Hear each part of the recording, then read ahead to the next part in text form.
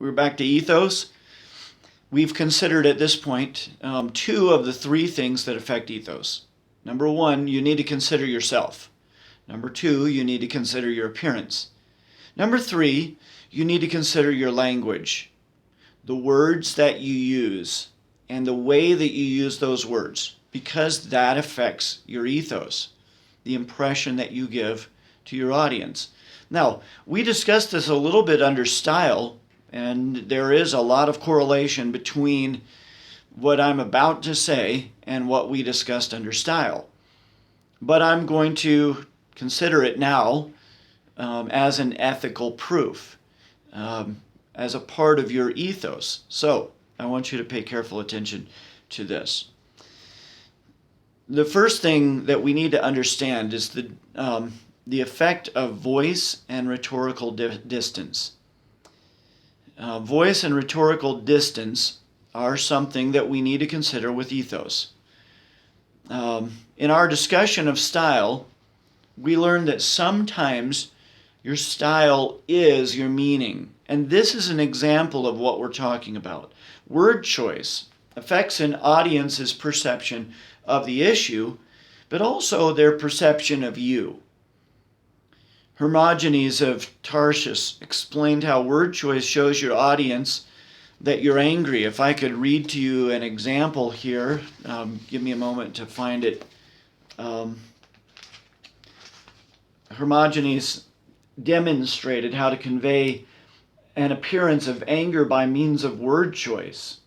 He said, rough and vehement diction and coined words are indicative of anger, especially in sudden attacks on your opponent, where unusual words that seem to be coined on the spur of the moment are quite suitable. Words such as iron beater or pen pusher, all such words are suitable since they seem to have been dictated by emotion. That reminds me of the quote I think I gave earlier in the year, that in 9 times out of 10, the coarse word is used to condemn an evil, and the discreet word is used to excuse it. Your word choice tells your audience how you feel about something. There are two considerations here. The first is voice. Voice has to do with style and word choice. Sharon Crowley calls it self-dramatization in style. Of course, we're using the word voice metaphorically. We're not speaking of your actual voice, the sound of air vibrating your vocal cords in certain voice patterns that are unique to you. We're using the word voice metaphorically. All discourse displays voice. And your voice can be a variety of different things. It can be cheerful or gloomy, can be stiff or rigid, or it can be relaxed or personable. It can be pessimistic, optimistic, realistic. It can be sincere or phony. Your voice can be hostile or friendly, compassionate or hard-hearted, and a variety of other voices that are available to you. Of course, you need to consider the occasion and what is appropriate in this occasion. What voice should I be using right here? Voice impacts your ethos in a tangible way. It informs your audience what your attitude is towards them and also towards the subject. And your audience is judging you, and it's judging your demeanor. So your demeanor is your voice. So remember that. The second consideration here is distance. Distance is also used metaphorically. Within a discourse, there is a sort of distance established by the rhetor between speaker and audience. Okay, so when we say distance, we're saying how much does your audience identify with you? How much space, not physical space, but emotional space is created between you and your audience. You do that with word choice, the language that you use, your body language, the spoken word, the written word, the words that you choose, the structure of your sentences, and so on. Some discourses are intimate and personable. Some discourses are more distant. And there are a number of things that affect this. Now, when you read a textbook, you don't feel any kind of connection to the author. In fact, within a textbook, the protocol even would call for the author to be somewhat invisible. You don't think about the author, you think about the subject. That's appropriate for textbooks. But an opinion article should not be written like a textbook. An op-ed piece in the paper, there needs to be present a writer, a person who is speaking, proclaiming these opinions. And as an audience, you expect that. In fact, if the author wrote in the objective voice of a textbook, you would feel that that person is not taking responsibility for their opinion. And we want a person to take responsibility for it. So this is something that is affected by rhetorical distance. This is an example of the way rhetoric takes into consideration every possible element of a speech, even the smallest details of it. We're going to talk about some very tiny details here. Something I don't have in my notes but needs to be there is sentence size, the size of shorter sentences as opposed to longer and more complex sentences. Now, related to distance is the issue of identification that I already pointed out to you. The amount of distance and the amount of identification. You have to consider the occasion here. What is appropriate? How intimate should I be with my audience? Because there is a level of appropriateness that is directly related to voice and distance, the rhetorical distance and the identification that your audience has with what you're saying.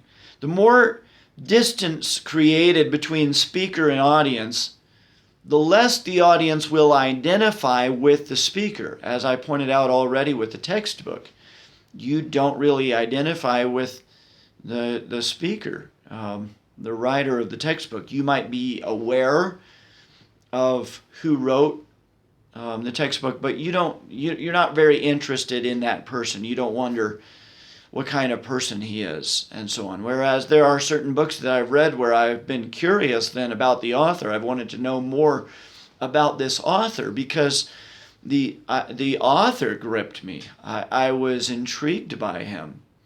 I'll say when I was in college, I started a habit that I trust will be a lifelong habit of reading Charles Spurgeon. I enjoyed his writing, even though it's flowery and extravagant in compared to our language, the Victorian English, much more elaborate. Still, there was the presence of a speaker in everything he said, a person that makes you love that person and be interested in him and his life. Who was he? What did he do? What was he like? And so on. That's possible, even though I've never seen Spurgeon or heard him speak. Contrary to what you might think, I was not around when Spurgeon was preaching. But simply through reading his sermons and hearing the passion in his voice and so on. And you can do that with written work. Spurgeon is a wonderful example for a Christian of a display of passion, pathos, but also an ethical proof, an ethos that backed up what he said. So we can describe it as an inverse relationship between distance and identification. The more distance created between speaker and audience, the less the audience will identify with the speaker. So greater distance equals less identification, and less distance equals greater identification. Again, this is an area where you must understand what the situation calls for. Should you be objective and remove yourself from the issue, or should you make your presence felt? There are two small details, really small details, that affect rhetorical distance. One is the formality or informality of the speech. And two is the speaker's attitude towards the issue. Formality and informality is directly related to the grand, middle, and plain style. As a general rule, the more formal the speech or writing, the greater the distance felt. So the grand style will create much distance between the speaker and the audience. People identify with the speaker or the writer more, the more informal the delivery. So the plain style will be the most intimate. It will create a kind of cozy atmosphere, and the audience will identify more with the speaker. Attitude also affects intimacy. Strong opinions are more intimate. An audience identifies more with a strong opinion, even if they disagree with it. And in fact, if they disagree with it, then the intimacy felt between speaker and audience is a detraction. So in other words, if you're facing a hostile audience, you need to not create distance between yourself and your audience, but rather you need to, or you want to, make sure that you maintain that distance, an appropriate, respectful distance between yourself and your audience. Neutrality increases distance. So the more objective you are in your speaking or writing, or the more objective you appear to be, the more distance is created, but that can be important because with some audiences you need to maintain that sense of neutrality, the appearance at least of objectivity. The more subjective your speech and writing, in other words, the more opinionated, the more you are speaking from what you think, what you perceive, and so on, the more intimate, and the more your audience will identify with you. Of course, that's your friend if you have a friendly audience. You don't want to alienate your audience if your audience is friendly or ought to be friendly. But on the other hand, if it's a hostile audience, then you want to give more the appearance of objectivity. You want to be more careful with your opinions because you need to maintain that distance. Now, I already said it, strong opinions can alienate an audience, especially if the audience disagrees with your opinion. Now, this does not necessarily mean that the audience identifies less, but rather this identification can be a turnoff. Just think in terms of real life, not that this is not real life what we're talking about here, but think in terms of just your everyday life, I guess. And there are different friends. We all have this personal zone. We want our personal space. And that personal space increases or shrinks based on the person. There are people, you're a college student, among your friends in the dorm and so on, there is an appropriate space and appropriate personal space expected between you and them. People you're closer with, you rub shoulders with, and you're okay with that. People that are at a greater distance from you, you're not good friends with them. You don't want them encroaching on your personal space. Closer friends, you allow more. Family, you allow even more. Your mom can probably, maybe, even put her hand on your shoulder or give you a hug. And of course, when you get married, then that personal space shrinks even more. what's appropriate. So this is where you have to be mindful of your audience and what's appropriate between you and your audience. And you have to establish the appropriate distance. Again, there's not a one-size-fits-all here. So it is not always to your advantage to be especially intimate with your audience, nor is it always to your advantage to be distant from your audience. You need to be distant from the people you ought to be distant from, but you don't want to be distant from your friends. You want to maintain distance more from those who are not as close with you, don't know you as well, and so on. Sharon Crowley uses two examples of distance that I want to offer you, and I want you to notice the way in this first example, some of the I'm just checking to make sure I got the right page, the right example. I want you to notice in this first example the way word choice also affects intimacy, even though you may not like what is being said. In this case, you probably won't be familiar with the case. It's more familiar to me, but I'll explain in a moment. Here's the example. Utah Senator Jake Garn, playing the role of surrogate smearer for the White House, recently fired the opening salvo of what promises to be a long and bloody GOP campaign in the fall. As a warm-up act for President Bush at a Brigham Young University rally, Garn attacked Clinton's draft record and personal character. All right? Now that is a news report. The news report was written in the Arizona Daily Sun. So, notice especially surrogate smearer. There's a word choice I was talking about before that communicates voice. It establishes voice. It also establishes distance and intimacy or identification with the reader. Now, in this case, I'm reading to you, so you're the listener. But nonetheless, I want you to listen to an alternate version of the same paragraph.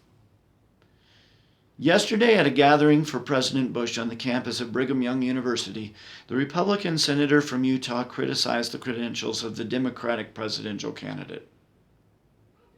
Okay? Now, the opinion of the writer is evident in the first example. Which example, the first or second, had the greater distance? And which one did you identify with even more, even if you didn't agree? Well, my answer would be that the greatest distance was in the second example. In the first example, I, as reader, identify more with the author, and that's because you get the sense that someone is writing this. In the second example, you don't get that sense. So that's an example of what we're talking about here with distance. Okay, the next thing will be 5 prominent features of style that affect voice and distance. We'll come back to that